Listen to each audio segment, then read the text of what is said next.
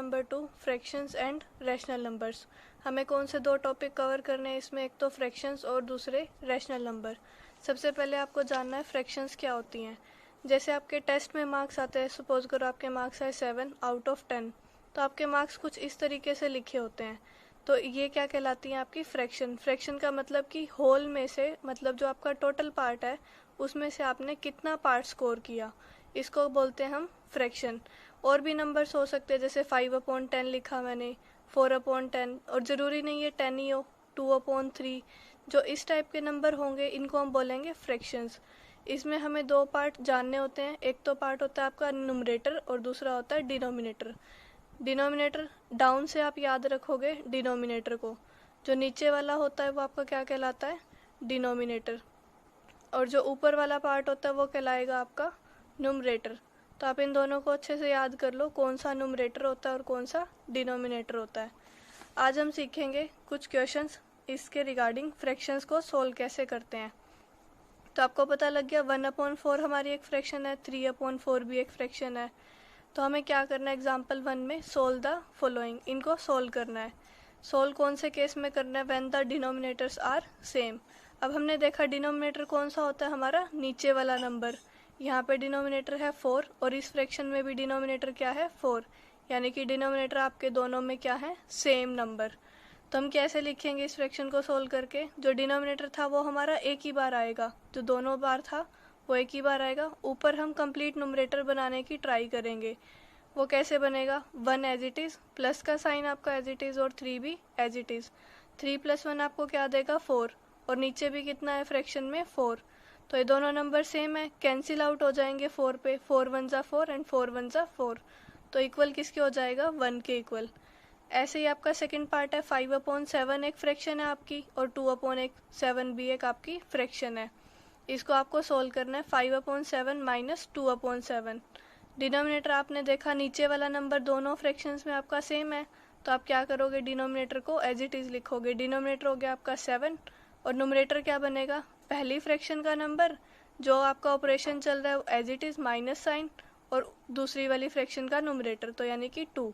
5 में से 2 सब्ट्रैक्ट हुए 3, और अपॉन में जो डिनोमिनेटर था वो कितना था आपका 7। तो आप इसको कैसे लिखोगे, 3/7।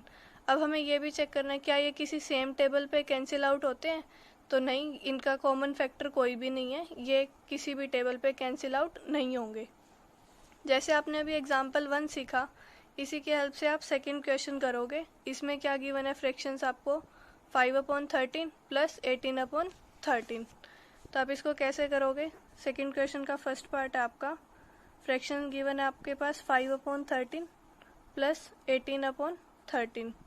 तो आपने देखा डिनोमिनेटर जो नीचे वाली टर्म है दोनों में क्या है, सेम। तो आप लिखोगे इसको एज इट इज़, ये आपके पास आया सेम नंबर।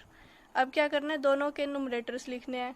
5 आया, इसका न्यूमरेटर जो साइन है हम उसको एज इट इज़ लगाएंगे, और इसका न्यूमरेटर क्या है आपके पास 18। अब आप देखोगे इनको ऐड करोगे, 5 + 18 आपके पास हो गए 23, अपॉन में कितना है डिनोमिनेटर 13। तो ये आपकी बन गई एक फ्रैक्शन जो आपको इसको सोल्व करके मिली है, यानी कि 23/13।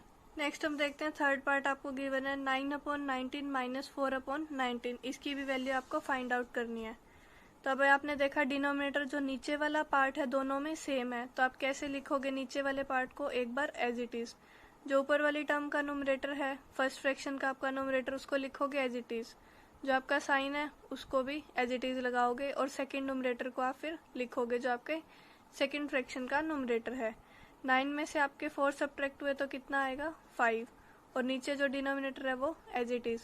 अब हमने देखा ये किसी भी सेम टेबल पे कैंसिल आउट नहीं होते, तो हम इसको एज इट इज़ फ्रैक्शन को यहीं पे छोड़ देंगे। ये आपका क्या हो गया सोल्व, इसका आंसर आया आपका 5/19। इसी तरह से आप इसका क्वेश्चन नंबर 2 कंप्लीट करोगे।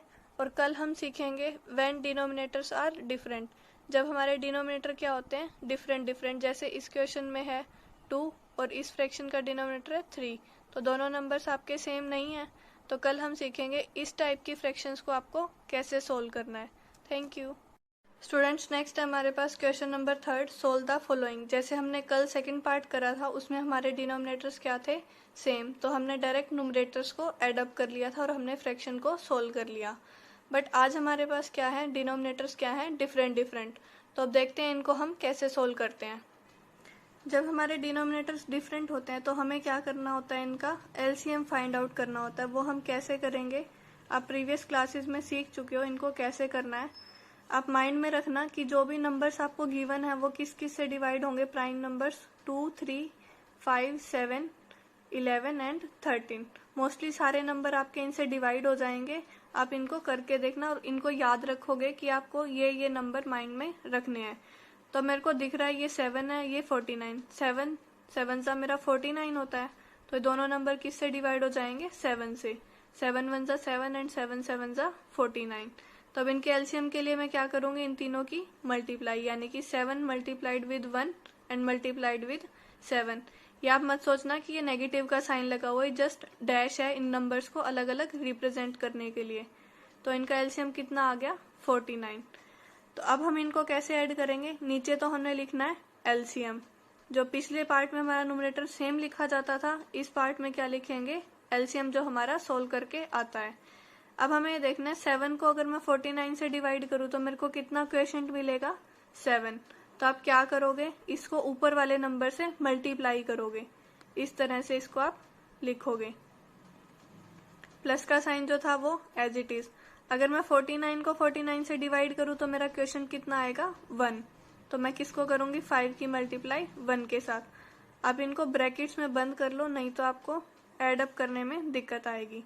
2 7 सा मेरा हो गया 14 और प्लस में 5 1 सा 5 और नीचे वाला 49 एज इट इज। 14 + 5 यानी कि 19 और नीचे 49। तो इस तरह से आपको इन फ्रैक्शंस को सोल्व करना है। पहले तो आपको क्या करना है, जब डिनोमिनेटर्स अलग होते हैं तो आपको एलसीएम फाइंड आउट करना है। एलसीएम आप नीचे लिखोगे, फिर देखोगे फर्स्ट फ्रैक्शन का जो डिनोमिनेटर है उसको एलसीएम से डिवाइड करने के बाद हमारा क्वोशिएंट कितना बच रहा है, जो क्वोशिएंट है उसकी मल्टीप्लाई होगी न्यूमरेटर के साथ। फिर जो साइन है हम एज इट इज लिखेंगे और नीचे वाले को एलसीएम से फिर डिवाइड करेंगे सेकंड फ्रैक्शन के डिनोमिनेटर को, वो आएगा हमारा जैसे क्वोशिएंट 1, उसकी मल्टीप्लाई कराएंगे न्यूमरेटर के साथ। तो अब इनको सोल्व करके हमें फ्रैक्शन मिल जाएगी, सोल्व वैल्यू आ जाएगी इसकी। सिमिलरली जैसे आपका थर्ड पार्ट है, इसमें भी आपके डिनोमिनेटर्स क्या हैं, डिफरेंट। तो पहले हम क्या करेंगे, एलसीएम फाइंड आउट करेंगे। ये साइन नेगेटिव नहीं है, ये डैश है। तो अब हमने देखा ना तो ये दोनों नंबर 2 से डिवाइड होते, ना 3 से डिवाइड होते, ना ही 5 से डिवाइड होते। आगे तो हमें जाना ही नहीं क्योंकि आगे नंबर हमारे क्या है, इनसे बड़े। तो इसका एलसीएम क्या हो जाएगा, जस्ट 3 मल्टीप्लाइड विद 5। जो दोनों नंबर्स लिखे हैं उनकी मल्टीप्लीकेशन, वो कितनी आई मेरे पास, 15। तो इन दोनों का एलसीएम मेरे पास कितना आ गया, 15। अब हमें देखना है 3 से अगर मैं 15 को डिवाइड करूँ तो मेरा क्वोशिएंट कितना आएगा, 5। 3 5 सा 15।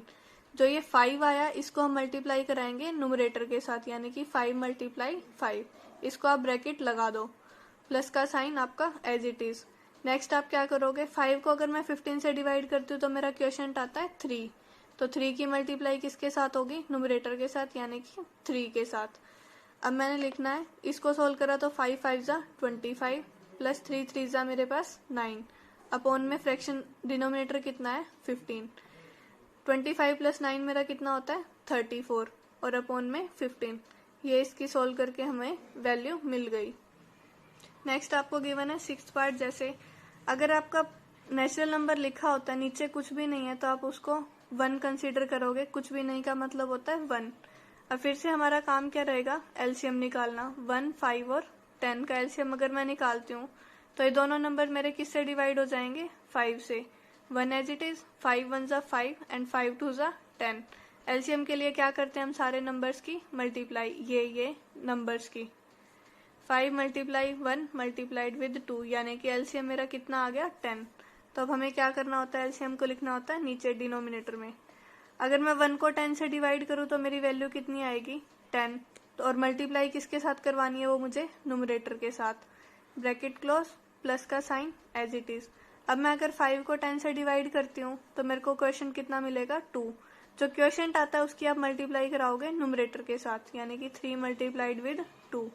10 को अगर मैं 10 से डिवाइड करती हूँ तो क्वेश्चन आएगा 1 और 1 की मल्टीप्लाई 7 के साथ और नेगेटिव साइन इसका एज इट इज।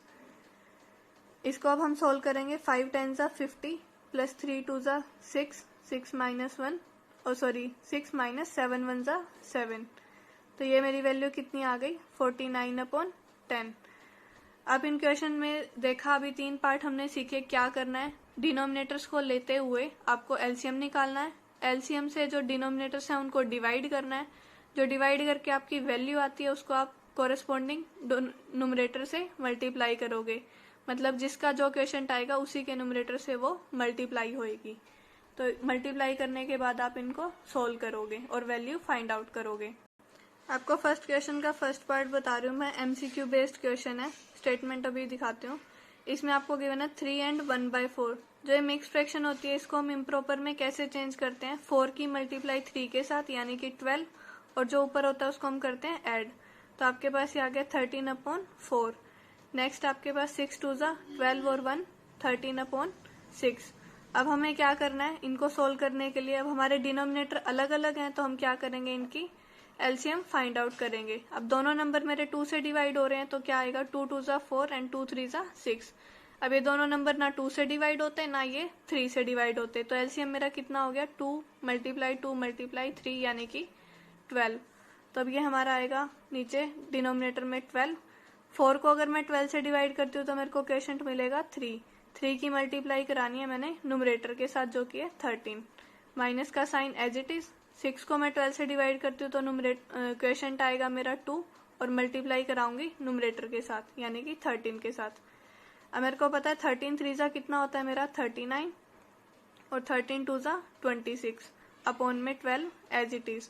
जब हम इसको सब्ट्रैक्ट करेंगे तो मेरी वैल्यू आएगी 13/12। इसको हम कैसे लिखेंगे, इम्प्रॉपर फ्रैक्शन हमें गिवन आ गई है हमारी, इसको हम मिक्स्ड में चेंज करेंगे तो ऐसे लिखेंगे 1 and 1/12।